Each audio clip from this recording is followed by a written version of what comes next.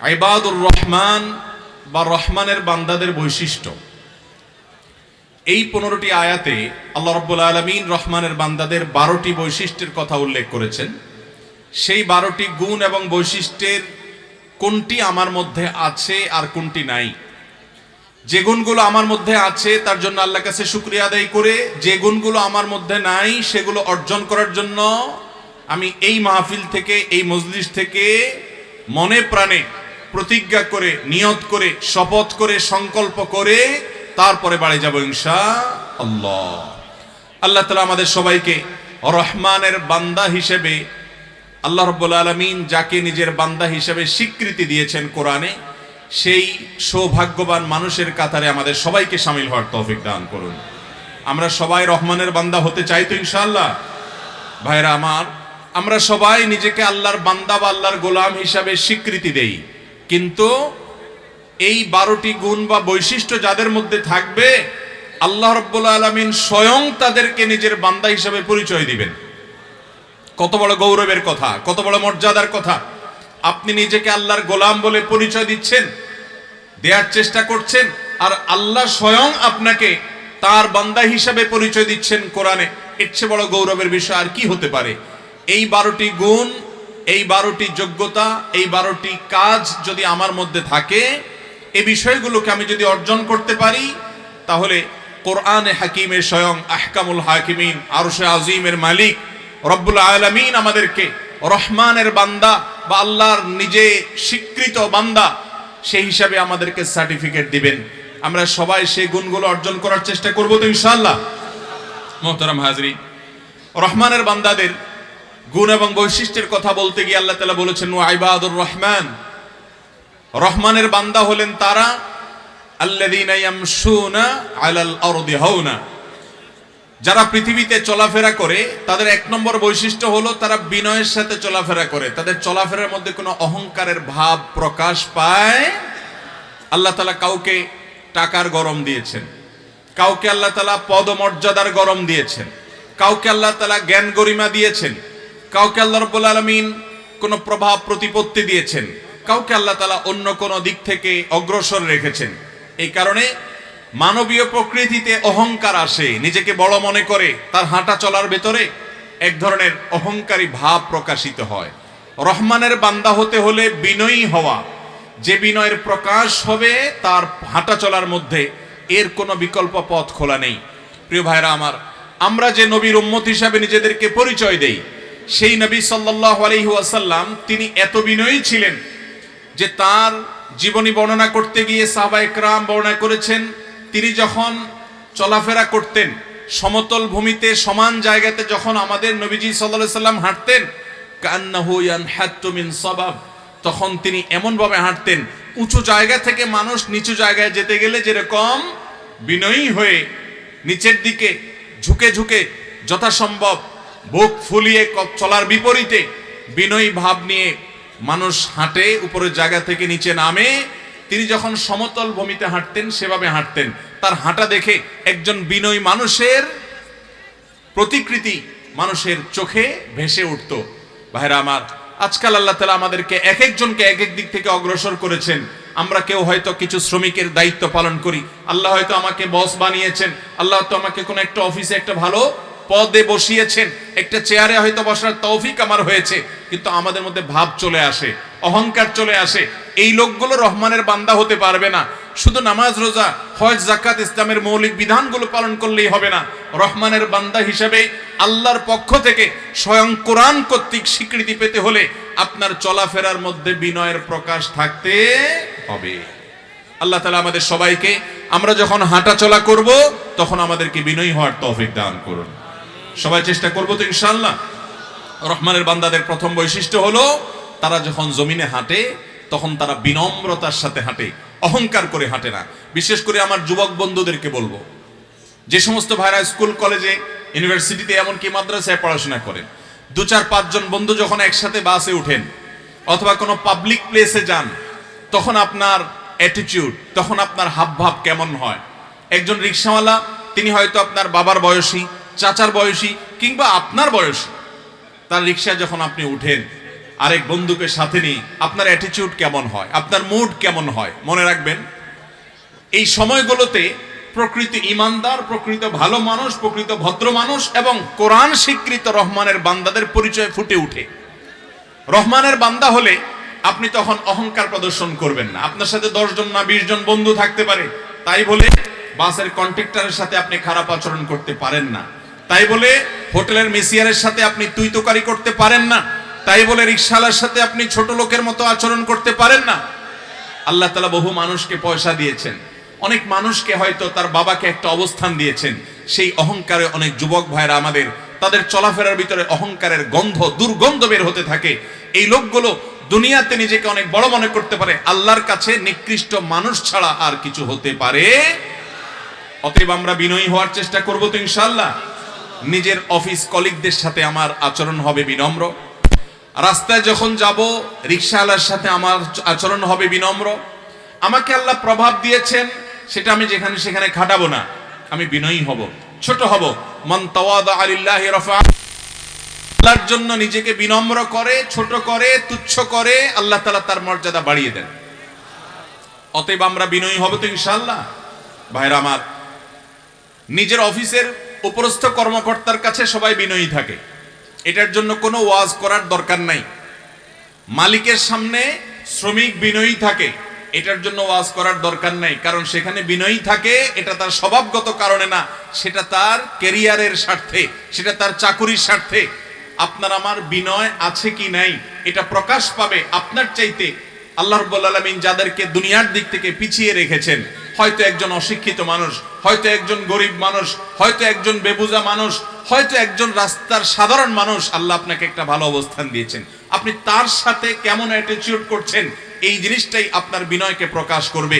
আমাদের প্রিয় নবী সাল্লাল্লাহু আলাইহি সাল্লাম এমন এক নেতা ছিলেন, সারা পৃথিবীর মানুষ এইরকম নেতার কথা শুধু কল্পনা করতে পারে, বাস্তবে এরকম নেতার চরিত্র কখনো মানুষ নিজের চোখে দেখতে পারে না। একটি ঘটনা শুধু বলি, প্রিয় নবী সাল্লাল্লাহু আলাইহি ওয়াসাল্লাম তার কাছে যখন মানুষ দেখা করতে আসতো, বিভিন্ন জায়গা থেকে যখন দেখা করতে আসতো, তখন নবী করিম সাল্লাল্লাহু আলাইহি ওয়াসাল্লাম সেই মানুষগুলোর সামনে নিজের সাহাবীদের সাথে এমন ভাবে বসতেন যে নবী করিম সাল্লাল্লাহু আলাইহি ওয়াসাল্লামকে আগন্তুকরা জিজ্ঞাসা করতে হতো, মান মুহাম্মদ ফিকুম, তোমাদের মধ্যে মুহাম্মদ লোকটা কে? অর্থাৎ সাহাবীদের সাথে তিনি যে বসতেন, তার বসা থেকে বুঝার কোনো উপায় থাকতো না যে উনি রাসূল আর এরা উম্মত। আমার কথা কি বুঝাতে পারছি? কোন নেতা সাহেব তার অনুসারীদের সাথে যদি রাস্তায় চলাফেরা করেন, কোন অফিসে কোন জায়গায় যদি মিটিং করেন, বসেন, তার বসার হাবভাব দেখেই বোঝা যাবে কিনা যে উনি নেতা। যাবে কি যাবে না? জিজ্ঞেস করার দরকার হবে। এখানে একটা চেয়ার রাখা হয়েছে, এটাতে বসলে আপনি বুঝতে পারছেন যে এই লোকটা আজকের বক্তা, আমার প্রিয় নবী সাল্লাল্লাহু আলাইহি সাল্লাম। এটা তো কথার সুবিধার্থে, আলোচনার সুবিধার্থে উঁচু করে দেওয়া, কিন্তু আমাদের নবী করিম সাল্লাল্লাহু আলাইহি সাল্লাম এত বিনয়ী ছিলেন যে সাধারণ গরিব দুঃখী সাহাবী যারা ছিলেন তাদের সাথে পর্যন্ত এমন ভাবে মিশে যেতেন যে তাকে দেখে আলাদা চেনা যেত না, তার মুখ দেখে বোঝা যেত না যে তিনি নবী বা রাসূল ছিলেন, তিনি নেতা আর সবাই অনুসারী। প্রিয় ভাইরা আমার, এখান থেকে শিক্ষা গ্রহণ করে আসুন, আমরা প্রতিটা মানুষের সাথে, বিশেষ করে রাস্তাঘাটে যখন চলাফেরা করব, আমরা কারোর সাথে আমাদের সমস্যা হতে পারে, পথে চলতে গিয়ে ধাক্কা লাগতে পারে, কোনো একজন মানুষ কোনো ভুল করে বসতে পারে, আমি তাকে অবশ্যই শুধরাতে পারি, কিন্তু সেটা বিনয়ের সাথে, আমার কথার মধ্যে যেন অহংকার প্রকাশ না হয়। রহমানের বান্দা, আপনার পক্ষ থেকে স্বীকৃতি দেওয়া নয়, স্বয়ং আল্লাহর পক্ষ থেকে সার্টিফিকেট পাবেন আল্লাহর বান্দা হিসাবে। আপনার গোলামিকে আল্লাহ, আপনার দাসত্বকে আল্লাহ তাআলা কবুল করে নেবেন। এই বড় মর্যাদা অর্জন করতে হলে 1 নম্বরের কাজ হলো চলাফেরার মধ্যে বিনয়ী ভাব প্রকাশ পেতে হবে। চেষ্টা করবো তো সবাই ইনশাআল্লাহ। অনেক যুবক ভাইরা আছেন, একটা দামি মোবাইল ফোন কেনার চেষ্টা করেন, তার উদ্দেশ্যই হলো যে রাস্তায় এটা বের করবেন, সবাই দেখবে যে সবচাইতে আপ টু ডেট, সবচাইতে আপডেটেড, সবচেয়ে নতুন ভার্সনের দামি মোবাইলটা তার হাতে। এই ভাবটা জাহির করার জন্য অনেক সময় মোবাইলটা কিনে, আছে না নাই? অনেক সময় দেখবেন যে নতুন একটা পোশাক বা এমন কিছু তিনি পরেন, যেটা পরে তিনি সবার থেকে আলাদা করেন নিজেকে। সবাই জিজ্ঞাসা করে কোত্থেকে নিয়েছো? এই ভাবসাব জাহির করার জন্য। এই ভাবসাব জাহির করা, এই চরিত্রটা ছোট লোকই চরিত্র। যারা মনের দিক থেকে যত বড় লোক হয়, নজর যত উঁচু হয়, সে তত বিনয়ী হয়, তার আচরণ তত সুন্দর হয়, আর যত ছোট লোক হয় সে তত অহংকারী হয়। আল্লাহর জমিনের সবচেয়ে বড় ছোট লোক হলো ইবলিস। সবচেয়ে বড় অহংকারী কে? ইবলিস। অতএব ইবলিসের চরিত্র যেন আমাদের মধ্যে না আসে। আল্লাহ তাআলা আমাকে, আপনাকে, আমাদের সবাইকে বিনয়ী হয়ে চলাফেরা করার তৌফিক দান করুন। নাম্বার 2, রহমানের বান্দাদের দ্বিতীয় গুণ হলো আল্লাহ রাব্বুল আলামিন বলেছেন, ওয়া ইযা খাতাবাহুমুল জাহিলুনা ক্বালু সালামা। জীবন চলার পথে অনেক মূর্খ, অশিক্ষিত কিংবা এমন কোন মানুষের পালা আপনি পড়বেন যে মানুষটার সাথে আপনার হয়তো কোনো কারণে তর্ক বিতর্ক, বর্ষা, কথা বাড়াবাড়ির পর্যায়ে চলে গেছে। তিনি একটা বলছেন, আপনি বলছেন আরেকটা। হতে পারে এরকম পরিস্থিতি যখন হবে, তখন আপনি তার সাথে তর্ক না বাড়িয়ে, যখন বুঝলেন যে লোকটাকে বুঝালেও বুঝবে না, তিনি বুঝেও না বুঝার ভান করে আছেন, কিংবা মূর্খ বা তিনি না জেনে অনর্থক তর্ক করছেন, তখন সাথে সাথে রহমানের বান্দাদের বৈশিষ্ট্য হলো সালাম দিয়ে সে সেখান থেকে প্রস্থান করবে, সেখান থেকে চলে যাবে, তর্ক বাড়াবে না। ভাইরা আমার, আজ আমরা প্রয়োজনীয় বিষয় তো পরের কথা, ঠুনকো, তুচ্ছ, অপ্রয়োজনীয় একেবারে বেহুদা বিষয় নিয়ে অনেক সময় দেখা যায় চায়ের কাপে ঝড় তুলি, চায়ের দোকানে আমরা আড্ডা মারি, অহেতুক যত গন্ডগোল ফাসাদ আছে সব আমরা বসে বসে করি। আমি এই জন্য বলি, বিশেষ করে আমাদের দেশে অনেক চায়ের দোকান আছে, গ্রামাঞ্চলে বেশি আছে, শহরেরও বিভিন্ন জায়গায় জায়গায় আছে। এই চার দোকানগুলোতে কিছু মানুষ দেখবেন সবসময় বসে থাকে, তারা দেশের রাজনীতি, অর্থনীতি, এমন কোন টপিক নেই যে টপিক নিয়ে তারা কথা বলে না। আমি এটার নাম দিছি হলো উন্মুক্ত টকশো। উন্মুক্ত টকশো বুঝছেন? মানে হলো এই টকশোতে অতিথি হিসাবে কাউকে দাওয়াত দিয়ে আনা হয় না। এক কাপ চার অর্ডার দিলেও সে অতিথি হইতে পারে, এমনকি বেঞ্চে বসলেই সে আলোচনায় সামিল হয়ে যেতে পারে। এজন্য আমি নাম দিয়েছি এটার নাম উন্মুক্ত টকশো। এই উন্মুক্ত টকশোতে উপস্থাপক পরিবর্তন হতে থাকে, মাঝে মধ্যে দোকানদার নিজে উপস্থাপক হয় আর সবাই আলোচক হয়। দেশের সব গুরু গম্ভীর বিষয় নিয়ে আলোচনা করে। এত বুদ্ধিজীবী, এত গবেষক বাংলাদেশের মতো পৃথিবীর কোনো দেশে আর নেই। এখানে বসে বসে গ্রামের চা দোকানগুলোতে কার পিছনে কি ষড়যন্ত্র করা যায়, কার কি দোষ পাওয়া গেছে, কার কি গুণ পাওয়া গেছে, কে কোন উল্টাপাল্টা করছে, এগুলা সহ দেশের একেবারে হাইপোথেটিক্যাল উচ্চমার্গীয় বিভিন্ন বিষয় নিয়ে আমরা আলোচনা করি, ঠিক না ঠিক? এই সমস্ত তর্ক বিতর্ক থেকে হাতাহাতি খুনাখুনি পর্যন্ত হয় কি হয় না? ভাইরা আমার, ডক্টর খন্দকার আব্দুল্লাহ জাহাঙ্গীর রাহিমাহুল্লাহ বলতেন, চায়ের দোকানে যারা বছরকে বছর ধরে অপ্রয়োজনীয় আড্ডায় সময় ব্যয় করেছেন, কি অর্জন করেছেন? কয়টা নেকি আপনার আমলনামায় লেখা হয়েছে? বরং গুনাহ লেখা হয়েছে, এর আশঙ্কা বেশি। এই সময়টা চায়ের দোকানে আড্ডা না মেরে নিজের বউয়ের সাথে যদি খুনসুটি করতেন, গল্প করতেন, রসিকতা করতেন, মজা করতেন, তাহলে ওই কারণে আপনার আমলনামায় সব লেখা হতো। ভাইরা আমার, এই জন্য ইমানদার রহমানের বান্দা যিনি, তার বৈশিষ্ট্য হবে কেউ তর্ক করছে, কোনো বিষয় নিয়ে আমার সাথে কথা বাড়াইতে চাচ্ছে, আমি বুঝতে পারছি যে এখন তর্ক সামনের দিকে আগাবে, আমি যদি সত্যের উপরে প্রতিষ্ঠিত থাকি, আমি জানি সে ভুলভাল বলছে, আমি জানি আমি সত্যই বলছি, তারপরও আমি তর্ক বাড়াবো না, কথা বাড়াবো না। আমাদের দেশে এত বেশি ঠুনকো বিষয়কে নিয়ে অনেক বড় বড় গন্ডগোল ফাসাদ হয় যে লুডু খেলাকে নিয়ে 2 গ্রামের মানুষ সংঘর্ষ করে কয়েকজন আহত নিহত। শুনেন না আপনারা? এটা সেই দেশ যেই দেশে কোথাকার কোন দেশ বিশ্বকাপ খেলছে সেটা নিয়ে বন্ধু বন্ধু গন্ডগোল করছে, স্বামী স্ত্রী গন্ডগোল করছে, বাপ ছেলে তর্ক বিতর্ক করছে, একজন আরেকজনের সাথে তর্ক বিতর্ক করছে, একজন এক দলের আরেকজন আরেক দলের, শুধু তর্ক বিতর্ক না, মারামারি হচ্ছে, ফাইনাল খেলা হচ্ছে কাতারে, আর পুলিশ মোতায়েন করা হচ্ছে বাংলাদেশে। ভাইরা আমার, এই অনর্থক কাজকারী মানুষ ভালো মুসলমান হওয়া তো দূরের কথা, ভালো মানুষও হতে পারবে না। অতএব এই সমস্ত বেহুদা কাজ ছাড়বো তো ইনশাআল্লাহ। ইমানদার রহমানের বান্দা যদি হতে চাই ভাই, তাহলে অপ্রয়োজনীয় তর্ক, কথা বাড়াবাড়ি হলে সেখান থেকে সরে আসা এবং ওই সমস্ত তর্ক পরিহার করার মতো মানসিকতা থাকতে হবে। চেষ্টা করবো তো ইনশাআল্লাহ।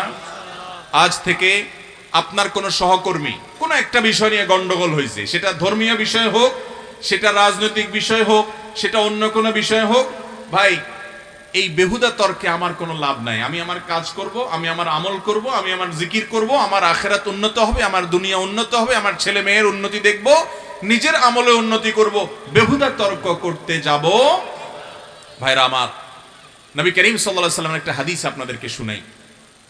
নবী সাল্লাল্লাহু আলাইহি ওয়াসাল্লাম বলেছেন, আনা যাঈমুন বিবাইতিন ফি রাবাদিল জান্নাহ লিমান তারাকাল মিরাআ ওয়া ইন কানা মুহিক্কা। তিনি বলেছেন, আমি জান্নাতের এরিয়াতে একটি প্রাসাদ, দুনিয়ার কোনো প্রাসাদ না ভাই, এটা বুর্জ আল খলিফা না, এটা বুর্জ দুবাই না, এটা টুইন টাওয়ার না, এটা মালয়েশিয়ার সর্বোচ্চ ভবন নয়, জান্নাতের প্রাসাদ, দুনিয়ার কোনো কিছুর সাথে যার কোনো তুলনাই চলে না। আল্লাহর হাবিব সাল্লাল্লাহু আলাইহি ওয়াসাল্লাম বলেছেন, জান্নাতের মধ্যে, জান্নাতের এরিয়ার ভেতরে একটি প্রাসাদ আল্লাহর কাছ থেকে নিয়ে দেওয়ার দায়িত্ব আমি গ্রহণ করছি ওই ব্যক্তির জন্য, যে ব্যক্তি কারোর সাথে কোনো গন্ডগোল, তর্ক, বৎসা, বিতর্ক, কথা বাড়াবাড়ি এগুলোর পরিস্থিতি তৈরি হয়েছে, সে সত্যের উপরে আছে, সে জানে যে তর্ক করছে সে ভুল, তারপরও সে শুধুমাত্র আল্লাহকে খুশি করার জন্য কথা বাড়াতে চায় না, হাসি মুখে সেখান থেকে সরে আসে, তর্ক এড়াতে চায়, বলে ঠিক আছে ভাই পরে কথা হবে, আচ্ছা ঠিক আছে ভাই আমরা অন্য বিষয়ে কথা বলি। সে তর্ক এড়িয়ে যদি চলে যায়, শান্তির দিকে চলে যায়, গন্ডগোল ফাসাদ দিকে যায় না, এমনকি কথাও বাড়াতে চায় না, অথচ সে সত্যের উপর আছে, তারপরে সে বিতর্ক যদি এড়াতে চায়, তর্ক এড়িয়ে যদি সে সরে যেতে পারে এবং এই চরিত্রটা যদি সব সময় সে অ্যাপ্লাই করে, নবী সাল্লাল্লাহু আলাইহি ওয়াসাল্লাম বলেছেন ওই ব্যক্তিকে জান্নাতের মধ্যে আল্লাহর কাছ থেকে একটা প্রাসাদ পাইয়ে দেওয়ার দায়িত্ব আমি নিলাম। এই আমলটা করার চেষ্টা করব তো ইনশাআল্লাহ। এই বদরোগ আমাদের মধ্যে আছে না নাই ভাই? অহেতুক গন্ডগোল করে দুজন খুন হয়ে গেছে, এরকম নির্লজ্জ ঘটনা আমাদের দেশে পত্রিকার পাতা খুললে প্রায় সময় শোনা যায়। অতএব রহমানের বান্দা হতে হলে ভাই, যাদেরকে এই কোরআনওয়ালা কোরআনে বলেছেন আমার বান্দা, আপনি বলেছেন আপনি প্রাইম মিনিস্টারের পিএস, আদৌ আপনি পিএস কিনা জানে না, কিন্তু প্রাইম মিনিস্টার যদি বলে এটা আমার পিএস, তো এর মধ্যে পার্থক্য হবে কি হবে না? ভাইরা আমার, সেখানে কোথায় প্রাইম মিনিস্টার? আল্লাহর সৃষ্টি, আহকামুল হাকিমিন, দুনিয়ার সমস্ত রাজাদের রাজা, সবার সৃষ্টিকর্তা রব্বুল আলামিন কোরআনে বলছেন ওয়া ইবাদুর রহমান, রহমানের বান্দা হলেন ওই লোকরা যাদের মধ্যে 12টা গুণ আছে। তার ভিতরে দ্বিতীয় গুণ হলো তারা অহেতুক মূর্খ মানুষ, কথা বাড়িয়ে তর্ক করবে, গন্ডগোলের দিকে যেতে পারে, এটা বোঝার পর সে সেখান থেকে আস্তে করে প্রস্থান করে, কথা বাড়ায় না, বলে ভাই ঠিক আছে আপনারটাই থাকুক, তাহলে ভাই আমি আর কথা বাড়াতে চাই না, ঠিক আছে ভাই আমরা পরে আলাপ করব, আচ্ছা অন্য বিষয়ে কথা বলি, ভাই আমার একটু জরুরি কাজ আছে, সেখান থেকে চলে যায়, কথা বাড়ায় না। আর ছোট লোক যে রহমানের বান্দা হতে পারে না, সে কি করে জানেন? তাকে শয়তান উস্কে দেয়, বলে যে মাথা খারাপ, কথা যেহেতু উঠলই, তর্ক যেহেতু শুরুই হলো, তুমি যদি এখানে এখন সত্যটা প্রতিষ্ঠিত না করো তাহলে তোমার ইজ্জত থাকে, অতএব কথা চালিয়ে যাও, শেষ দেখতে হবে। এটা ইবলিসই কিন্তু উস্কায়। কথা কি বুঝতে পারছেন? ইবলিসে উস্কায় আপনার সময় নষ্ট করবে, টাকা পয়সা নষ্ট করবে, মেধা নষ্ট করবে, ঈমান নষ্ট করবে, আমল নষ্ট করবে, ওই যে জান্নাত পাওয়ার সুযোগকে নষ্ট করবে। অতএব শয়তানকে সুযোগ দেওয়া যাবে। নাম্বার 3, রহমানের যে বান্দা, রহমানের বান্দা হিসাবে আল্লাহ রাব্বুল আলামিন যাদেরকে স্বীকৃতি দিবেন, তাদের বৈশিষ্ট্য হলো ভাই তারা তাহাজ্জুদের নামাজ পড়বে, তাহাজ্জুদের নামাজ পড়বে। আল্লাহ তাআলা বলেছেন ওয়াল্লাযীনা ইয়াবিতুনা লিরাব্বিহিম সুজদান ওয়া কিয়ামা, যারা আল্লাহ রাব্বুল আলামিনকে সন্তুষ্ট করবার জন্য রাতের বেলায় দাঁড়িয়ে আল্লাহর ইবাদত করে, নামাজ পড়ে এবং সিজদা দেয়, অর্থাৎ তাহাজ্জুদের নামাজ পড়ে। ভাইরা আমার, আল্লাহর জমিনে 5 ওয়াক্ত নামাজের পর সবচেয়ে শ্রেষ্ঠ, সবচেয়ে মর্যাদাপূর্ণ নফল নামাজ হলো, সুন্নাত নামাজ হলো তাহাজ্জুদের নামাজ। তাহাজ্জুদের চাইতে মর্যাদাপূর্ণ কোন নামাজ ফরজ ওয়াজিবের পরে আর হতে পারে?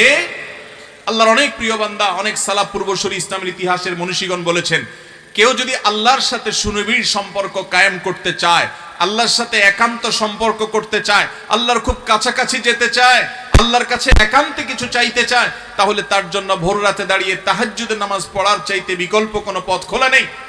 মোহতারাম হাজরিন, নবী করিম সাল্লাল্লাহু আলাইহি সাল্লাম বলেছেন, রাতের শেষ প্রহর যখন হয়, ভোর রাত যখন হয়, আল্লাহ তাআলা দুনিয়ার আসমানে নেমে আসেন এবং বান্দাদেরকে ডেকে ডেকে বলেন, তোমাদের মধ্যে কেউ ক্ষমা প্রার্থনাকারী আছো, আমি ক্ষমা করব। তোমাদের মধ্যে কেউ অসুস্থ আছো, আমি তাকে আরোগ্য দেব, শুধু চাও। অন্য সব সময় চাওয়া আর ভোর রাতে চাওয়া এক না। ভাইরা আমার, ডক্টর খন্দকার আব্দুল্লাহ জাহাঙ্গীর রহমাহুল্লাহর একটি ঘটনা তিনি নিজে বলছিলেন কোন একটা বক্তব্যে, আপনারা অনেকে হয়তো শুনেছেন অনলাইনে। তিনি বলেছেন যে আমার কাছে এক আল্লাহর বান্দা এসে বলেছেন, হুজুর এমন এক বিপদে পড়েছি, এখান থেকে উদ্ধার হওয়ার কোনো পথ আমি দেখছি না, চোখে শুধু অন্ধকার দেখতে পাচ্ছি, আমল শিখিয়ে দেন বা কোন একটা আমাকে বলে দেন যেটা করলে আমার কাজে আসবে, দোয়া শিখিয়ে দেন। তখন স্যার রহমাহুল্লাহ তাকে বলেছেন, আপনি ভোর রাতে উঠে শীত হোক আর গরম হোক আরামের ঘুম ছেড়ে অজু করে, সুন্দর করে অজু করে, লম্বা কেরাত দিয়ে লম্বা রুকু সিজদা করে 2 হাত তুলে এবং সিজদায় গিয়ে আল্লাহর কাছে চোখের পানি ফেলে মনের মতো করে কথাগুলো বলবেন এবং এটা নিয়মিত কয়েকদিন করতে থাকেন। তিনি আমলটা করেছেন। স্যার রহমাহুল্লাহ বলেছেন, কয়েকদিন পরে লোকটা আমার কাছে আসলো, এসে বলছে যে ভাই, আমার নিজের কাছেই অবিশ্বাস্য মনে হচ্ছে যে আল্লাহ তাআলা আমাকে এইভাবে উদ্ধার করবেন, আমি কল্পনাও করি নাই, আমার সমস্যাটার সমাধান হয়ে গেছে। ভাইরা আমার, আপনি যদি পৃথিবীতে আপনার দুঃখের কথাটা বলার মতো কোনো মানুষ না পান, কারোর কাছে বলার পর ভরসা না পান, আপনার যদি দেয়ালে পিঠ ঠেকে যায়, তো মনে রাখবেন ভোর রাতের তাহাজ্জুদ হলো আল্লাহর জমিনে আপনার জন্য সবচেয়ে বড় অস্ত্র। কোরআনে কারিমে আল্লাহ তাআলা এই নফল নামাজের নির্দেশ আমাদের নবীজিকে দিয়েছেন, ওয়ামিনাল লাইলি ফাতাহাজ্জাদ বিহি নাফিলাতাল লাক, রাতের কিছু অংশ নফল হিসাবে তুমি পড়ো। অতএব ভাইরা আমার, তাহাজ্জুদের নামাজ এটা আজ আমাদের পড়া কঠিন হয়ে গেছে, নানা কারণে কঠিন হয়ে গেছে। সবচেয়ে বড় কারণ হলো এই ডিভাইসটা, স্মার্টফোন। এটা আমাদের বারগুলোকে খান করে দিচ্ছে। এটার অনিয়ন্ত্রিত ব্যবহার যুবকদেরকে শেষ করে দিচ্ছে। এটার নিয়ন্ত্রণহীন ব্যবহার বহু যুবকের ছাত্র জীবন শেষ করে দিচ্ছে, বহু ঘর ভেঙে দিচ্ছে, বহু সংসার তছনছ করে দিচ্ছে, বহু সন্তানকে বাবা মা থেকে দূরে সরিয়ে দিচ্ছে, বহু স্ত্রীকে স্বামী থেকে দূরে সরিয়ে দিচ্ছে। এই মোবাইল ফোন আমাদের অবসর সময়গুলো নিয়ে গেছে। এটার ব্যস্ততা আমাদেরকে এত বেশি গ্রাস করে ফেলেছে যে রাতে আমরা শুইতে 12টা 1টা 2টা বাজায় দেই। সকালে ডিউটি আছে, তারপর আমরা দেরি করে শুই। অথচ নবী করিম সাল্লাল্লাহু আলাইহি সাল্লাম এশার পরে আর কোনো কাজ করা, কথাবার্তা, আলাপ সালাপ পছন্দ করতেন না। তিনি রাতে এশার আগে সব সেরে ফেলতেন, এশার পরে দ্রুত শুয়ে পড়তেন। এখন বিজ্ঞানীরা বলে এশার পরে যদি তাড়াতাড়ি শুয়ে পড়ে, অর্থাৎ রাতে যদি প্রথম অংশে মানুষ শোয়, তাহলে সেটা মানুষের বডিতে ইমিউন সিস্টেমকে স্ট্রং করে, মানুষের রোগ প্রতিরোধ ক্ষমতাকে বৃদ্ধি করে।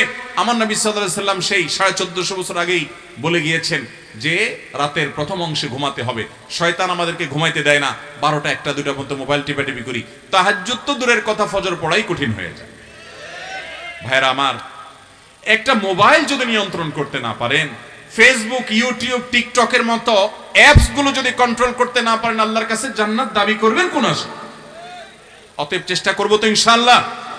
এশার পরে আর কোনো মোবাইল টিপাটিপি না ভাই, কোনো আলাপ সালাপ নাই, দ্রুততার সাথে যত তাড়াতাড়ি সম্ভব বিছানা চলে যাবেন। শীতের রাতে যদি আপনি তাড়াতাড়ি শুয়ে পড়েন, 9টা বা 10টার ভিতরে যদি আপনি ঘুমায় যেতে পারেন এবং ঘুমের আগে যদি অহেতুক মোবাইল টিপাটিপি না করেন, তাহলে শুইলেই ঘুম আসবে। দেখবেন ভোর রাতে এমনি ঘুম ভেঙে যাবে এবং তাহাজ্জুদ পড়া সহজ হবে। বিশেষ করে রমজান মাসে সাহারি খেতে সবাই উঠেন কি উঠেন না? যখন উঠেন ওই টাইমটা দোয়া কবুল হয়। ম্যাক্সিমাম মানুষ এই বিশাল বড় সুযোগটা হাতছাড়া করে, শুধু সাহারি খায়, খেয়ে দেখে ফজর কখন ওয়াক্ত হবে। আরে ভাই, ঘড়ির দিকে না তাকায়া সাহারি খাওয়া শেষ হয়েছে 20 মিনিট 30 মিনিট যদি থাকে, তো ওই টাইমে 2 রাকাত নামাজ পড়ে একটু আল্লাহর কাছে হাত তোলেন, কারণ এটা দোয়া কবুলের সময়। চেষ্টা করবো তো ইনশাআল্লাহ। রহমানের বান্দাদের 3 নম্বর বৈশিষ্ট্য হলো তারা তাহাজ্জুদের নামাজ পড়ে ভোর রাতে উঠে। ভাই, তাহাজ্জুদের নামাজ সারা বছর পড়তে পারেন না, সকালে ডিউটি থাকে, রাতে আসতে আসতে দেরি হয়ে যায়, ভালো কথা। অন্তত বন্ধের দিনগুলোতে পরিকল্পনা করেন যে আমি তাহাজ্জুদ পড়বো। রমজানে পরিকল্পনা করেন, যে সুযোগ আছে সেই সুযোগটাকে কাজে লাগান। চেষ্টা করবেন তো ইনশাআল্লাহ। শীতের মৌসুমে একটু চেষ্টা করেন, মাঝে মধ্যে 2-4 রাকাত তাহাজ্জুদ পড়েন। আল্লাহ আমাকে আপনাকে আমাদেরকে আমলের তৌফিক দান করুন। নাম্বার 4, রহমানের বান্দাদের বৈশিষ্ট্য হলো তারা আল্লাহর কাছে দোয়া করে, পানা চায়। আল্লাহর কাছে পানা চেয়ে বলে, কি বলে? ওয়াল্লাযীনা ইয়াকুলুনা রাব্বানা আসরিফ আন্না আযাব জাহান্নাম ইন্না আযাবাহা কানা গরামা ইন্নাহা সাআত মুস্তাকাররান ওয়া মুকামা। রহমানের বান্দারা জাহান্নাম থেকে আল্লাহর কাছে পানাহ চায়। ভাইরা আমার, জাহান্নামের যে বিবরণ কোরআনে এসেছে, নবী করিম সাল্লাল্লাহু আলাইহি সাল্লামের হাদিসে যে ভয়াবহতা উল্লেখ হয়েছে, আমরা দুনিয়ার কোনো কষ্ট, দুনিয়ার কোনো শাস্তি এটাকে জাহান্নামের সাথে তুলনা করতে পারবো না। ভাইরা আমার, দুনিয়াতে যে আগুন আমরা জ্বালাই, এই আগুনের যে উত্তাপ, সর্বোচ্চ যে উত্তাপ যত ডিগ্রি হতে পারে, নবী সাল্লাল্লাহু আলাইহি সাল্লামের হাদিস থেকে আমরা জানি জাহান্নামের আগুনের উত্তাপ এর চাইতে 70 গুণ বেশি হবে। ঠিক এইভাবে জাহান্নামের প্রতিটা শাস্তির বিবরণ হাদিসে আসছে। ঈমানদার তিনি আল্লাহর কাছে জান্নাত যেমন আশা করবেন, জাহান্নাম থেকে পানাহ চাইবেন। এই জন্য নবী সাল্লাল্লাহু আলাইহি সাল্লাম সকাল সন্ধ্যায় 7 বার পাঠ করে একটা দোয়া শিক্ষা দিয়েছেন, আল্লাহুম্মা আজিরনি মিনান নার, হে আল্লাহ আপনি আমাকে জাহান্নামের আগুন থেকে রক্ষা করেন। ভাইরা আমার, আল্লাহর জাহান্নামের ভয়ে শেষ কবে চোখের পানি ফেলার সুযোগ হয়েছে নিজেকে একটু জিজ্ঞাসা করি। যদি আল্লাহর জাহান্নাম থেকে বাঁচার জন্য আপনার চোখের পানি ফেলার সুযোগ না হয়, তাহলে জাহান্নাম থেকে মুক্তি আল্লাহর কাছে চাইবেন কোন মুখে? আল্লাহর কাছে জাহান্নাম থেকে পানা চাইবো তো ইনশাআল্লাহ। এই মজলিসে আল্লাহর কাছে পানা চাই। আল্লাহ আপনি জাহান্নামের আযাব থেকে আমাদেরকে হেফাজত করুন, আমাদেরকে নাজাত এবং মুক্তি নসিব করুন, আমাদেরকে আপনি রক্ষা করুন। আল্লাহ জান্নাতমুখী কাজ করার তৌফিক দান করুন। সকাল সন্ধ্যা 7 বার করে অন্য সময় আল্লাহর কাছে জাহান্নাম থেকে পানা চাইবো। এটা রহমানের বান্দাদের 4 নম্বর গুণ। রহমানের বান্দাদের 5 নম্বর গুণ হলো ওয়াল্লাযীনা ইযা আনফাকু লাম ইউসরিফু ওয়া লাম ইয়াকতুরু ওয়া কানু বাইনা যালিকা কওয়ামা। রহমানের বান্দারা মিতব্যয়ী হয়, অপচয় করে না, কৃপণতাও করে না। আমাদের সমাজে কিছু লোক আছে দেখবেন, একটু পয়সা কড়ি হলেই 4 হাতে খরচ করা শুরু করে, কারণ দরকারি খরচ যা করে তার চাইতে ভাবসাব জাহির করার জন্য আরো বেশি করে। কথা কি বুঝাতে পারছি? ভাইরা আমার, প্রয়োজনের বাইরে অতিরিক্ত খরচ করা এটা কি জায়েজ না গুনাহ? গুনাহ। অপচয়, অপব্যয় এগুলো হারাম। অপাত্রে ব্যয় এবং প্রয়োজনীয় কাজে যা দরকার তার চেয়ে বেশি আপনি ব্যয় করলেন, এই অপচয়কে আল্লাহ রাব্বুল আলামিন হারাম করেছেন। আল্লাহ বলেছেন কুলু ওয়াশরাবু, তোমরা খাও পান করো, ওয়ালা তুসরিফু, কিন্তু অপচয় করবা না। ভাইরা আমার, ঈমানদার রহমানের বান্দা হতে হলে তিনি অপচয় করবেন না, আবার কৃপণতাও করবেন না। তিনি মধ্যম পন্থা অবলম্বন করবেন, অর্থাৎ মিতব্যয়ী হবেন। 6 নম্বর রহমানের বান্দার বৈশিষ্ট্য হলো শিরক করবে না। ওয়াল্লাযীনা লা ইয়াদউনা মা'আল্লাহি ইলাহান আখার, আল্লাহর সাথে অন্য কোনো কাউকে ডাকবে না, অন্য কারোর কাছে প্রার্থনা করবে না, ইবাদত করবে না। তাওহীদের মতো মূল্যবান সম্পদ আর কোনোটা নেই ভাই। আমাদের অনেক শ্রমিক ভাইরা আছেন, আমাদের অনেক মালিক ভাইরা আছেন, আমাদের অনেক পলিটিশিয়ান ভাইরা আছেন, আমাদের অনেক সাধারণ বিভিন্ন স্তরের বিভিন্ন শ্রেণী পেশার মানুষ আছেন। কিছু দরকার হলে সবার আগে চলে যায় কোনো মাজারে। যায় কি যায় না? মাজারওয়ালা দিবে না আল্লাহ দিবে? মাজারওয়ালা যে, সে নিজেও কার কাছে চায়? তাহলে সে আল্লাহর কাছে না চেয়ে আল্লাহর গোলামের কাছে চাওয়া, এটা আল্লাহর শানে অপমান। আল্লাহর তো অপমান করা যায় না, আল্লাহকে অপমান করার অপচেষ্টা মাত্র, আর কিছু নয়। এই জন্য শিরকে আল্লাহ তাআলা বলেছেন ইন্না শিরকা লাযুলমুন আযীম, নিশ্চয় শিরক এটা মহা অপরাধ। মনে রাখবেন, সন্তান হয় না, চোখের পানি ফেলে আল্লাহর কাছে দোয়া করেন। কোরআনে আল্লাহ দোয়া শিক্ষা দিয়েছেন, রব্বি লা তাদারনি ফারদা, আল্লাহ আমাকে একা রাখবেন না, অর্থাৎ আমার যেন সন্তান হয়। ওয়া আনতা খায়রুল ওয়ারিসিন, আপনি আল্লাহর কাছে দোয়া করেন রব্বি হাবলি মিনাস সলিহিন। এই দোয়া করে আল্লাহর নবী সন্তান পেয়েছেন বৃদ্ধ বয়সে, আপনি সে দোয়া করেন। আপনি কেন মাজারে যাচ্ছেন? মাজারওয়ালার ক্ষমতা নাই আপনাকে সন্তান দেওয়ার, ক্ষমতা একমাত্র কার? ইয়াকা না'বুদু ওয়া ইয়াকা, আল্লাহ তোমারই গোলামি করি, তোমার কাছেই। নবী সাল্লাল্লাহু আলাইহি সাল্লাম তার প্রিয় সাহাবী চাচাতো ভাই আব্দুল্লাহ ইবনে আব্বাস রাদিয়াল্লাহু তাআলা আনহু, ছোট মানুষ ছিলেন, তাকে সাওয়ারির পেছনে, বাহনের পেছনে বসিয়ে তাকে বলেছেন, ইয়া গোলাম, হে বৎস, তোমাকে আমি কয়েকটা উপদেশ করি, এগুলোকে তুমি মনে রাখবে, আমল করে চলবে। ইয়াহফাজুকাল্লাহ, আল্লাহ তোমাকে রক্ষা করবেন, হেফাজত করবেন। এর মধ্যে একটা কথা ছিল, ওয়া ইযা সাআলতা ফাসআলিল্লাহ ওয়া ইযা ইসতাআনতা ফাসতাইন বিল্লাহ, তুমি যখন কিছু চাইবা শুধু আল্লাহর কাছে চাইবা, আর যখন সাহায্য চাইবা সেটাও আল্লাহর কাছে চাইবা। এজন্য আপনার সন্তান হয় না, চাইবেন কার কাছে? কোন মাজারে, কোন কবরে, কোন অদৃশ্য শক্তির কাছে, কোন বাবার কাছে চাওয়ার একমাত্র ক্ষেত্র, ইমানদারের অলৌকিক চাওয়ার একমাত্র ক্ষেত্র কে? আল্লাহ রাব্বুল আলামিন। ভাইরা আমার, স্বামী স্ত্রীর মধ্যে মনোমালিন্য, মিল মোহাব্বত নাই, আল্লাহর কাছে দোয়া করেন, কোরআন তেলাওয়াত করেন। ব্ল্যাক ম্যাজিক ঘরে ঘরে, একটু কিছু হলে ব্ল্যাক ম্যাজিক করা হয়। আপনারা জানেন, শিক্ষিত অশিক্ষিত সব মানুষের ভিতরে এটা ভয়াবহ ব্যাধি আকারে ছেড়ে গেছে। বাঁচতে চান, কোরআন তেলাওয়াত করেন, কোরআন তেলাওয়াত উচ্চস্বরে তেলাওয়াত করেন, অডিও চালায় রাখেন বাসায়, বিশেষ করে সূরা বাকারা। আল্লাহ রাব্বুল আলামিনের অলৌকিকত্ব, কোরআনের কারামত আপনি নিজের চোখে দেখতে পাবেন।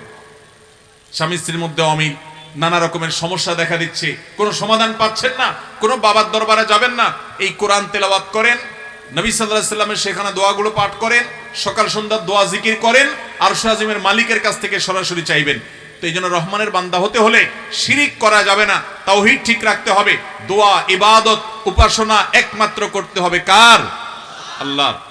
রহমানের বান্দার 7 নম্বর বৈশিষ্ট্য হলো সে মানুষ হত্যা করে না।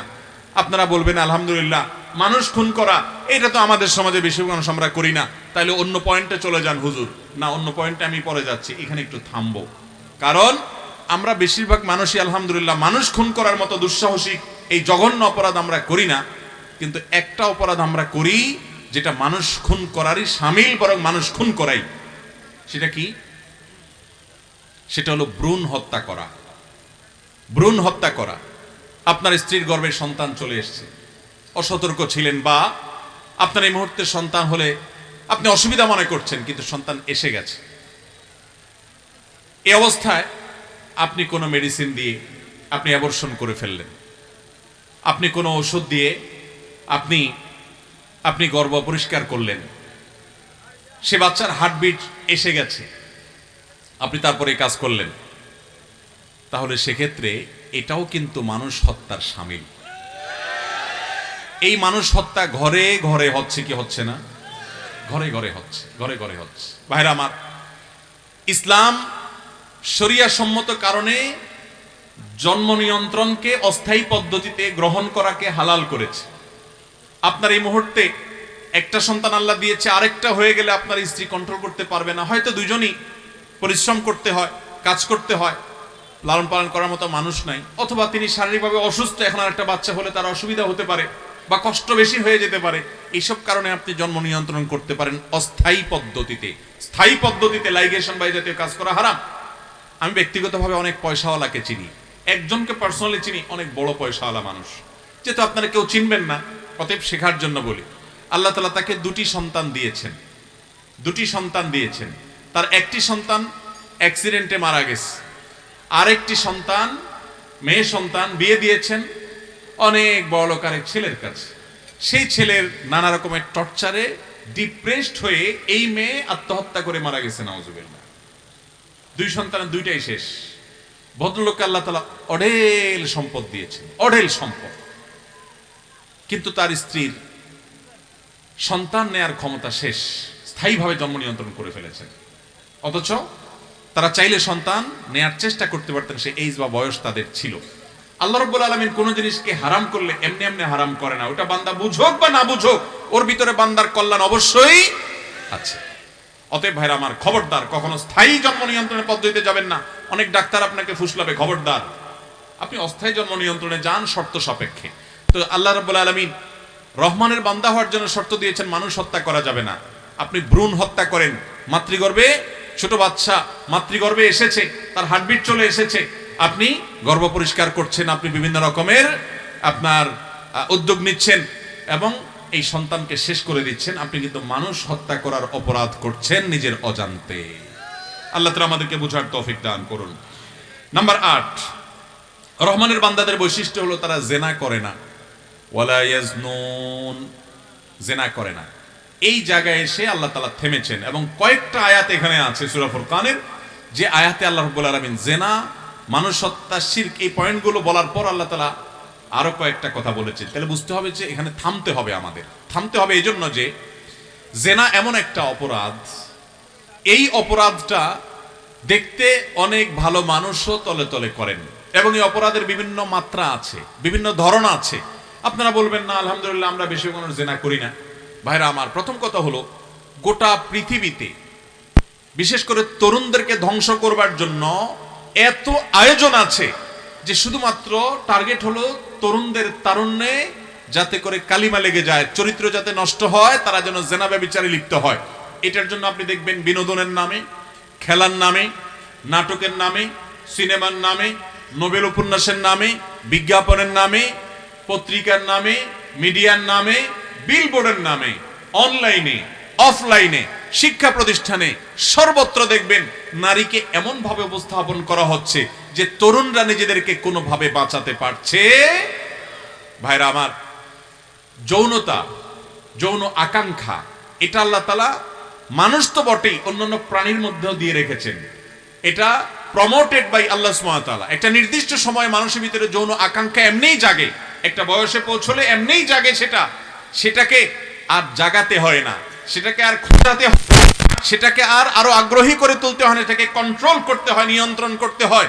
মানুষের যৌনতাকে যদি কন্ট্রোল করার পরিবর্তে আরো প্রমোট করা হয়, আরো জাগিয়ে তোলার চেষ্টা করা হয়, 120 স্পিডে চলা একটা গাড়িকে যদি আরেকটা শক্তিশালী গাড়ি দিয়ে পেছন থেকে ধাক্কা দেওয়া হয়, ওই গাড়ি যেরকম অ্যাক্সিডেন্ট করবে, একজন তরুণ তার নির্দিষ্ট বয়সে পৌঁছার পর এমনিতে যৌন আকাঙ্ক্ষা তার শরীরে জাগ্রত আছে, এরপরে যদি বিভিন্ন রকমের অশ্লীল আয়োজনের মাধ্যমে তার যৌন আকাঙ্ক্ষাকে আরো জাগিয়ে তোলার অপচেষ্টা করা হয়, সমাজ ধ্বংস হবে, পরিবার ধ্বংস হবে, যুবক শেষ হবে, যুবতী শেষ হবে, পড়াশোনা শেষ হবে, ক্যারিয়ার ধ্বংস হবে, চরিত্র শেষ হবে, মানব সভ্যতা হুমকির দিকে চলে যাবে। গত এক সপ্তাহ আগে সময় টিভির নিউজ, গত এক সপ্তাহ আগের নিউজ, ইটালির গভর্নমেন্ট সেখানে প্রচুর পরিমাণে প্রণোদনা দিয়েও কোনোভাবেই জনসংখ্যা, কাঙ্ক্ষিত যে জনসংখ্যা বৃদ্ধি হওয়া দরকার সে জায়গায় নিতে পারছে না। প্রেডিকশন বলছে যে দিন যত যাবে ভয়াবহ একটা আকারে চলে যাবে। মানুষের অভাব চলছে, মানুষ নাই, উপযুক্ত মানুষ কাজের জন্য পাওয়া যাচ্ছে না, নাই, নাগরিকের সংখ্যা কমে যাচ্ছে। একটা সন্তান নিলে সন্তানের বাবাকে, সন্তানের মাকে, সন্তানকে ভাতা দেয়া হচ্ছে, নানা রকমের উপহার দেয়া হচ্ছে, সরকারিভাবে টাকা পয়সা দেয়া হচ্ছে, কিন্তু সন্তান হচ্ছে না। ভাইরা আমার, তারাই আমাদেরকে পথ দেখিয়েছে। যুবকদের তথাকথিত জিএফ কালচারে যেতে হবে, যুবতীদেরকে বিএফ কালচারে যেতে হবে, তথাকথিত বিবাহ বহির্ভূত সম্পর্ক করতে হবে। বিবাহ টিবাহ এগুলো তো গুরুত্বপূর্ণ না, মিউচুয়াল আন্ডারস্ট্যান্ডিং এর মাধ্যমে যৌন আকাঙ্ক্ষা, যৌন চাহিদাকে পূরণ করতে হবে, তারাই শিখিয়েছে। এটার সবচেয়ে বড় ক্ষতিকর দিক হলো একটা সময় মানুষ সংসার করার প্রতি আগ্রহ হারিয়ে ফেলে। কেন সংসার করবে? সংসার করতে অনেক খরচ, অনেক ঝামেলা, তার চাইতে সে জেনার দিকে চলে যায়। এভাবে নারীরা নিগৃহীত হয়। যতক্ষণ তার রূপ লাবণ্য থাকে ততক্ষণ তার কদর থাকে, রূপ লাবণ্য নাই তখন তার কদরও আর থাকে না। ভাইরা আমার, সন্তান নেয়ার যে গুরুত্ব, যে আগ্রহ, সেটা আর থাকে না। কারণ এই সম্পর্কই তো ঠুনকো, সামান্য দিনের সম্পর্ক, স্থায়ী সম্পর্ক যেতে যেতে অবস্থা খারাপ হয়ে যায় না, যার কারণে মানব সভ্যতা হুমকির দিকে চলে যাচ্ছে। নবী করিম সাল্লাল্লাহু আলাইহি সাল্লাম জেনার ভয়াবহ শাস্তির কথা বলেছেন। কোরআনে আল্লাহ তাআলা জেনার ব্যাপারে যে শাস্তি বলেছেন, ইসলামে অন্য কোনো অপরাধের শাস্তি এরকম বলা নাই। কেন? কারণ জেনা এটা এমন একটা অপরাধ, এটা যদি ব্যাপক আকার ধারণ করে কোনো সমাজে, তাহলে সেই সমাজে সংসার ব্যবস্থাপনা হুমকির মধ্যে পড়বে। যুবকরা বিয়ের প্রতি আগ্রহী হবে না, তারা মিউচুয়াল আন্ডারস্ট্যান্ডিং মাধ্যমে তার যৌন আকাঙ্ক্ষাকে পূরণ করবে। বিবাহ, এটার প্রতি যত মানুষ আগ্রহ কমবে, যত সংসারের প্রতি আগ্রহ কমবে, তত মানব সভ্যতা বিলুপ্তির দিকে যাবে। আপনি চায়নাতে চলে যান, আপনি ইউরোপের অনেক দেশে চলে যান, মানুষের জন্মের হার বাড়ানোর জন্য পাগলের মতো চেষ্টা করছে গভর্নমেন্টগুলো, কিন্তু কোনোভাবে আর আগের জায়গায় আনতে পারছে না, কারণ ধ্বংস তারাই ডেকে আনছে। এজন্য কোরআনের বাইরে কোনো সমাধান। ভাইরা আমার, জেনা ব্যভিচারের পথ যদি বন্ধ করতে না পারেন, জান্নাতের পথ আপনার জন্য খোলা নেই। আল্লাহ রাব্বুল আলামিন দাম্পত্য জীবনের সুখ শান্তি সাধারণত ওই মানুষগুলোকেই দেন যারা তাদের তরুণ বয়সটাকে অন্যায় অশ্লীল কাজ থেকে বাঁচিয়ে রাখে। আপনারা এখানে যারা আছেন, অনেকে গার্মেন্টসে চাকরি করেন, অনেকে অবিবাহিত আছেন, ছেলে মেয়েরা একসাথে আসা যাওয়া, বিভিন্ন সময় কথাবার্তা বলা, কাজের খাতিরে একে অন্যের সাথে যোগাযোগ হয়ে ওঠার সুযোগ তৈরি হয়। মনে রাখবেন, যদি কাউকে আপনার ভালো মনে হয়, দ্রুততার সাথে বিবাহের প্রস্তাব দিয়ে যথাযথ নিয়মে বিবাহ করে ফেলুন। বিবাহ বহির্ভূত সম্পর্ক এটা একটা যুবক একটা যুবতীকে কোনো অবস্থাতে শান্তির দিকে নিতে পারে, এটা ধ্বংসের দিকে নিয়ে যাবে। ভাইরা আমার, এই জন্য আল্লাহ তাআলা রহমানের বান্দা হওয়ার বৈশিষ্ট্য হিসাবে যে বৈশিষ্ট্যের কথা উল্লেখ করেছেন 8 নম্বরে, সেটা হলো জেনা করে না, ওয়ালা ইয়াজনুন, তারা জেনা করে না। আবার জেনা এমন একটা অপরাধ, বিশেষ করে আজকের যুগে এমন তরুণ এমন তরুণী খুঁজে পাওয়া সোনার হরিণ খুঁজে পাওয়ার চাইতে কঠিন হয়ে গেছে, যেই তরুণের জীবনে তার চরিত্রে কখনো কালিমা সে লাগতে দেয় নাই। আল্লাহ তাআলা আমাদের যুবকদের চরিত্রকে হেফাজত করার তৌফিক দান করুন। চেষ্টা করবো তো ইনশাআল্লাহ ভাই। আমি সবসময় বলার চেষ্টা করি, নিজের ভেতরকার ভালোবাসা, প্রেম, এটা হলো সফট ড্রিঙ্কসের মতো। সফট ড্রিঙ্কসের বোতল, এটা যতক্ষণ পর্যন্ত মুখ আটকানো থাকে এটার ঝাঁজ ভিতরে থাকে। যখনই বোতলে মুখটা খুলে ফেলবেন, 2 গ্লাস খেয়ে ফেলবেন, 2-4 জনে খেয়ে ফেলবেন, কিছুটা কমে যাবে। এরপরে যতই আপনি মুখ আটকান, যতই আপনি এটাকে ফ্রিজে রাখেন, যতই চেষ্টা করেন, ওই আগের ঝাঁজটা আর থাকবে। প্রেম, ভালোবাসা, আবেগ, উচ্ছ্বাস, এগুলো একটা বয়সে, বিশেষ করে তরুণ বয়সে সবার মধ্যে আসে। এই জোয়ারটাকে ধরে রাখার চেষ্টা করেন। নিজের বৈধ গার্লফ্রেন্ড, নিজের বৈধ স্ত্রী, নিজের আসল প্রেমিকা, যার সাথে আসলেই আপনার প্রেম হবে, তার জন্য অপেক্ষা করেন। সকল ভালোবাসা উজাড় করে দিবেন, শান্তি পাবেন। আর অজাগায় কুজাগায় এই ভালোবাসারে যেখানে সেখানে খরচ টরচ করার পর ঝাঁজ চলে গেলে এরপরে সময় মতো দেখবেন ভালোবাসার অভাব পড়ছে, টান পড়ছে। কথা কি বুঝাতে পারছি? জিনাকে না করবেন তো ইনশাআল্লাহ। সবাই অপকর্ম করে, আপনি বিপরীতে ব্যতিক্রম হওয়ার চেষ্টা করবেন। জান্নাতে যাবেই হলে ইউনিক মানুষেরা, স্রোতের গায়ে স্রোতের তালে যারা গা ভাসায় সে মানুষগুলো জান্নাতে যাবে না। সবাই অপকর্ম করে, আপনি করবেন না। সবাই তথাকথিত প্রেমের সম্পর্ক আছে, বিবাহিত সম্পর্ক আছে, আপনার থাকবে না। আপনি সবর করবেন সেই সময়ের জন্য। আল্লাহ তাআলা আমাদের যুবক ভাইদেরকে সূরা ইউসুফ থেকে শিক্ষা গ্রহণ করে তাদের চরিত্রকে হেফাজত করার তৌফিক দান করুন। চেষ্টা করবো তো ইনশাআল্লাহ। আল্লাহর আরশের নিচে ভিআইপি প্যান্ডেলে ছায়া পাবে ওই যুবকরা যাদের তারুণ্যকে কোনো প্রকার যৌনতা সংশ্লিষ্ট অপরাধ এটা এই তারুণ্যতে তারা লাগতে দেয় নাই, হেফাজতে রেখেছে। চেষ্টা করা যাবে না ইনশাআল্লাহ? তো ভাইরা আমার, জেনা যদি কারোর হয়ে যায়, আল্লাহ তাআলা এই সূরাতে বলেছেন যে ব্যক্তি জেনা করার পর তওবা করে ফিরে আসে, আর সে যাবে না। আল্লাহর ভয়ে ফিরে এসেছে, আল্লাহর ভয়ে সে সাথে সাথে পরিহার করে ফেরত চলে এসেছে, আল্লাহ রাব্বুল আলামিন তাকে মাফ করে দিবেন। এই অপরাধগুলো যদি কেউ শিরক করা থেকে ফিরে আসে, জেনা থেকে ফিরে আসে, মানুষ হত্যা থেকে ফিরে আসে, এগুলোতে ফিরে আসার পর তওবা করলে, তওবায়ে নাসুহা, খাঁটি তওবা করলে আল্লাহ তাআলা তাকে শুধু মাফ করবেন না, যত পাপ করেছে সেগুলো তো মাফ করবেনই, ওই জায়গায় সওয়াব দিয়ে পরিপূর্ণ করবেন ইনশাআল্লাহ। অতএব জেনা থেকে ফিরে আসবো তো ইনশাআল্লাহ, হারাম রিলেশনকে ছাড়বো তো ইনশাআল্লাহ, আল্লাহর জন্য ত্যাগ করব। হারাম রিলেশন রাখবো না, প্রয়োজনে বিয়ে করে ফেলবেন, আর না হলে সম্পর্ক ত্যাগ করে ফেলবেন। নাম্বার 9, রহমানের বান্দাদের আরেকটা বৈশিষ্ট্য হলো ওয়ালা ইয়াশহাদুনা যুর, তারা মিথ্যা সাক্ষ্য দেয় না। মিথ্যা সাক্ষ্য দেয় না। আমাদের সমাজে অনেক লোক দেখবেন মিথ্যা সাক্ষ্য দেয়। কোন একটা বিষয় দেখা গেল আপনি জানেন না, তারপরও আপনার বন্ধু ফেসে গেছে, আপনি তার পক্ষে মিথ্যা সাক্ষ্য দেন। এই রোগটা আছে না নাই? এটা কাবিরা গুনাহ, আমরা জানি না। শাহাদাতুজ যুর একটা বড় ধরনের অপরাধ, পাপ। অবশ্যই আয়াতের ব্যাখ্যায় তাফসিরে কুরতুবিতে বিশ্ববিখ্যাত তাফসির কারক এবং তাফসির কারকদের, কোরআন বিশ্লেষকদের শ্রেষ্ঠ, সবচেয়ে বেশি কোরআন যিনি বুঝেন, নবী সাল্লাল্লাহু আলাইহি ওয়াসাল্লাম যার জন্য দোয়া করেছেন কোরআন বোঝার জন্য, সে আব্দুল ইবনে আব্বাস রাদিয়াল্লাহু তাআলা বলেছেন, এখানে ওয়ালা ইয়াশহাদুনা যুর বলতে আল্লাহ বুঝিয়েছেন যে ভিন্ন ধর্মের মানুষদের উৎসবে শামিল হয় না, তারা রহমানের বান্দা হবে। এখানে যুর বলতে ভিন্ন ধর্মের মানুষের উৎসবকে বোঝানো হয়েছে। এটা আমার ব্যাখ্যা নয়, মুফাসসিরে কোরআনদের মধ্যে থেকে সারা পৃথিবীর সকল কোরআন বিশ্লেষক ব্যাখ্যাতাদের মধ্যে যিনি সর্বশ্রেষ্ঠতম, আব্দুল ইবনে আব্বাস রাদিয়াল্লাহু তাআলা, তার ব্যাখ্যা তাফসীর কুরতুবিতে এসেছে। অতএব এগুলো থেকে যে বাঁচিয়ে থাকে সে রহমানের বান্দা, নিজেকে বাঁচিয়ে রাখে। 10 নম্বর রহমানের বান্দা হলো অনর্থক অহেতুক কোনো কাজ দেখলে ওয়াইদা মাররু বিল্লাগবি মাররু কিরামা, নিজের আঁচল বাঁচিয়ে সম্মানের সাথে সেখান থেকে সে অনর্থক অহেতুক জায়গা থেকে সরে আসে।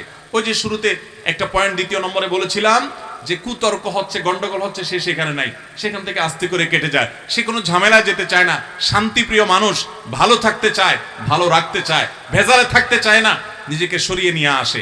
একইভাবে কোথাও বেহুদা গল্প চলছে, আড্ডা চলছে, আরেকজনের গীবত চলছে, সমালোচনা চলছে, এমন কাজ চলছে যেটা কোনো দুনিয়া আখিরাতে লাভ নাই, সে সেখান থেকে নিজেকে সরিয়ে আনে, সে সেখান থেকে সরে যায়। ভাইরা আমার, খেলার নামে লক্ষ লক্ষ কোটি কোটি ঘন্টা আমাদের এই দেশে আমাদের তরুণরা, বিভিন্ন বয়সের মানুষরা অপচয় করেছে।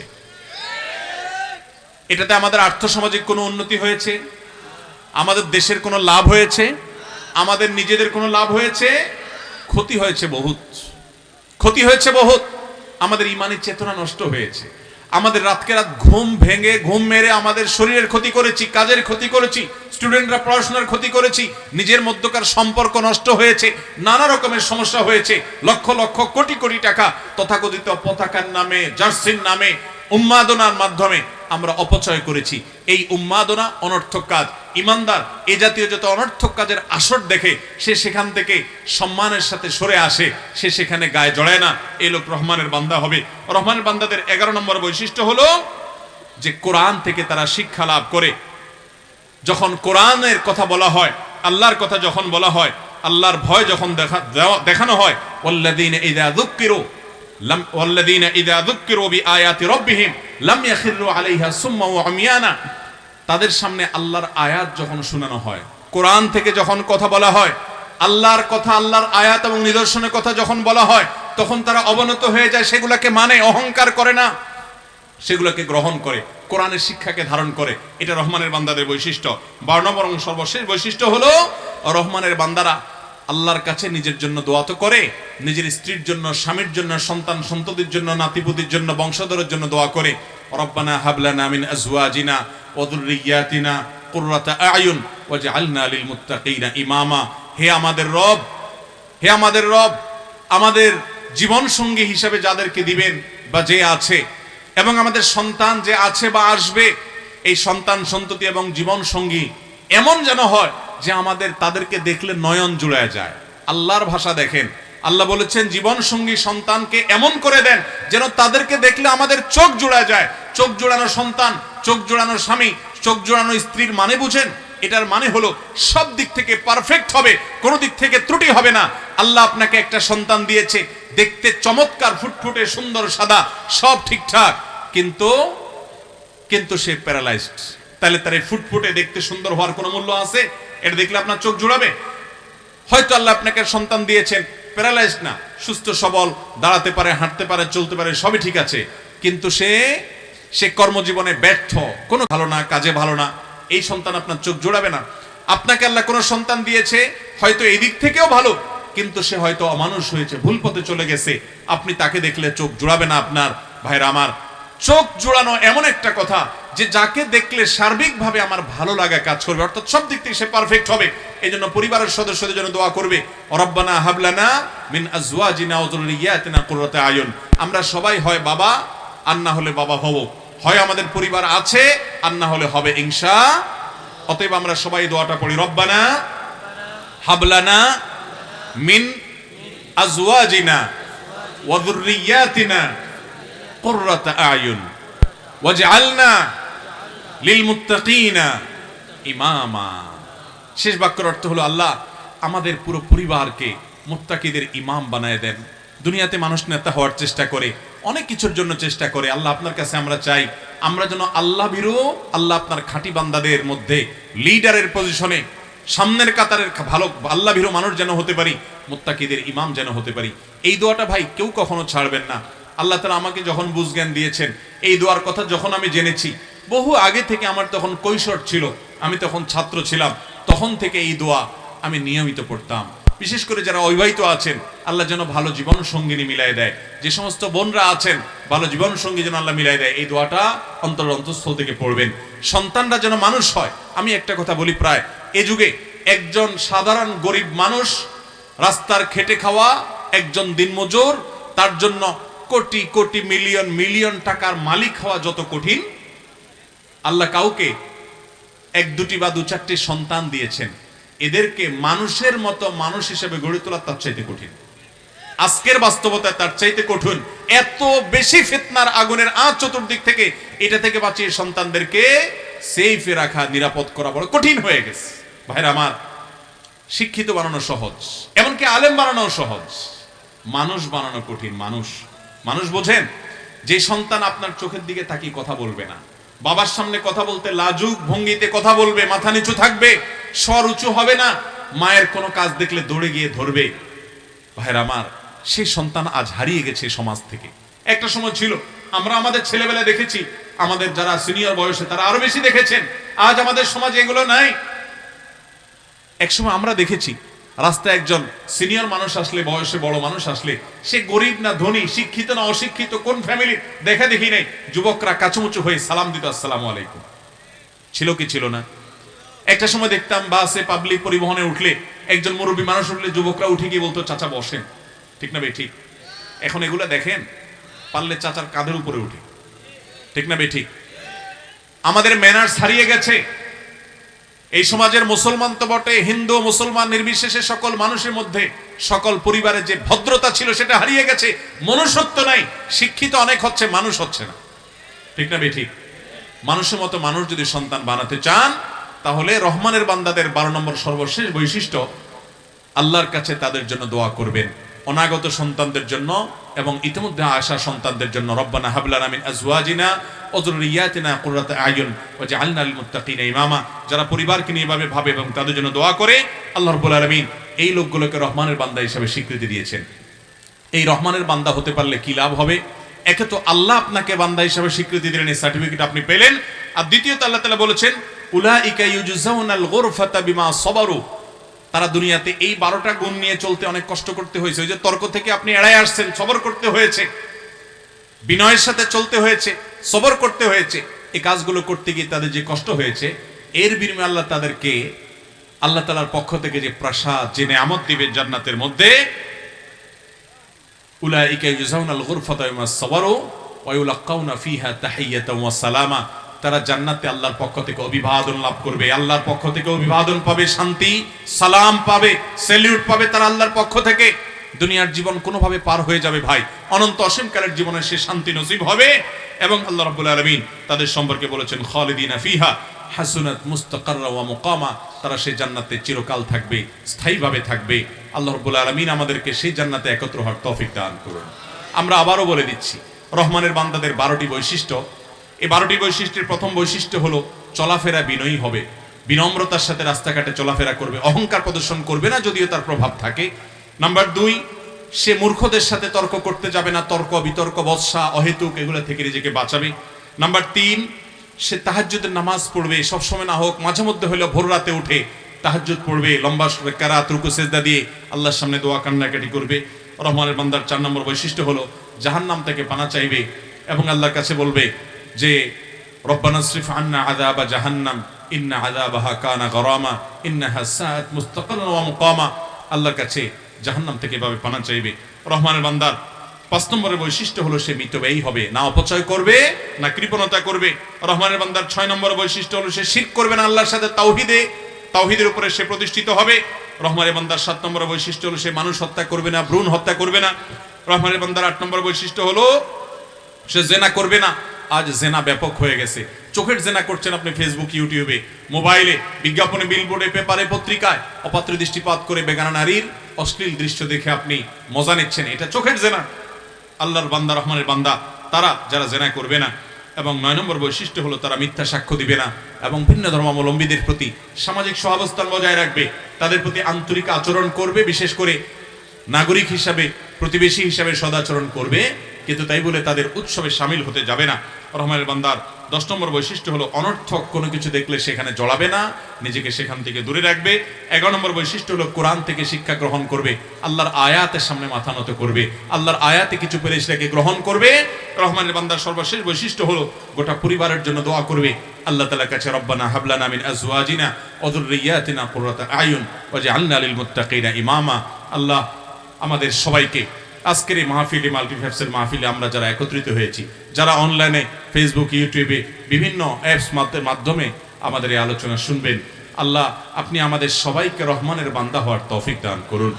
আল্লাহ আমাদের সবাইকে আপনার স্বীকৃত, কোরআন সার্টিফাইড বান্দা এবং গোলাম হয়ে দুনিয়া থেকে যাওয়ার তৌফিক দান করুন।